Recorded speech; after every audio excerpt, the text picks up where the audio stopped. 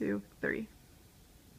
Hello everyone, I just want to take an opportunity to thank you for being here today. My name is Jessica Beard and I will be presenting a longitudinal study entitled A Prospective Study of Managers' Turnover and Health in a Healthcare Organization.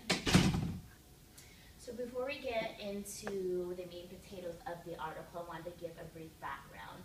Basically, the overall premise of this study was that improving the lives of healthcare managers actually improves the quality of care given to patients. Now, healthcare managers are in a position to actually motivate, encourage, and empower all of their employees, thus improving the quality of care given to patients.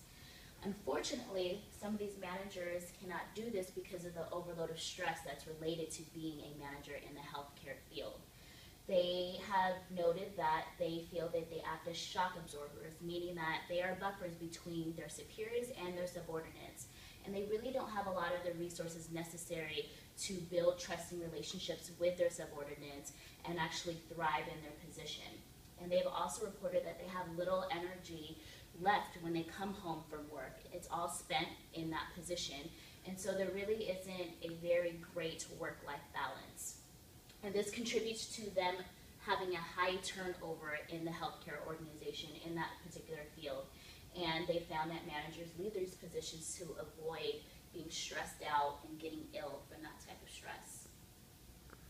The aim of the study was to assess turnover, but additionally they wanted to take a look at the factors relating to work and individual resources. What can help basically increase or decrease turnover? And they wanted to explore the differences between female and male managers. Do female managers tend to have a higher burnout rate than males? The method was that the researchers gave questionnaires to 216 managers, and it was given throughout a 4-year period. One was at the start, which was called the baseline, and 4 years later they gave the questionnaire again to the 216 managers to compare the two time differences. The results of this study is as follows. 40% of those 216 managers left after 4 years. So as you can see, that's close to 50% of a turnover rate. 52% had healthy work attendance, meaning there wasn't any absenteeism due to injury, sickness, and no burnout actually increased. And what was interesting that there was no really significant difference between female and male managers in the healthcare as it relates to burnout turnover. But this was also contributed to the fact that many females chose not to pursue management positions because they knew that it would be difficult to balance work and family. Now, how does this tie into your organization, City of Hope?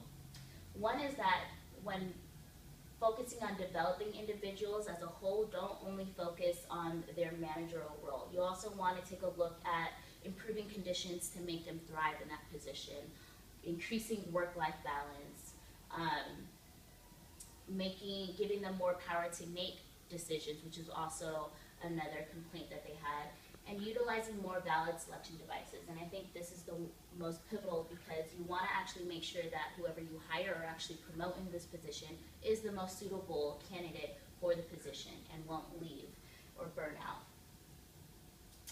And that concludes my presentation today. I'd like to open up the floor for any questions.